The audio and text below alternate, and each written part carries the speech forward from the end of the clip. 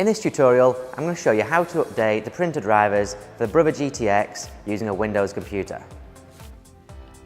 Locate the downloaded installation files, normally in your Downloads folder. Right-click on it and extract all the files.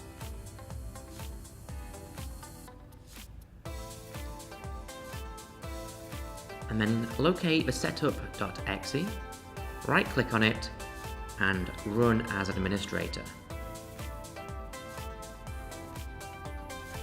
It will then detect if the program is installed and ask you to remove the application. Click Yes.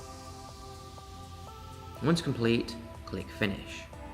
We then need to run the setup.exe again, so right-click on it and click Run as administrator.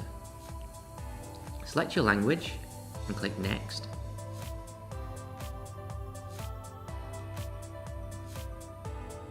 Then click Next to begin the installation. Click Yes to agree to the license agreement. Then click Install to initiate the installation.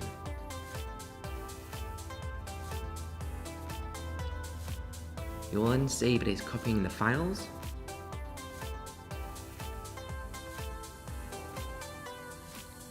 And then click Install. And then you want to restart your computer now and click Finish.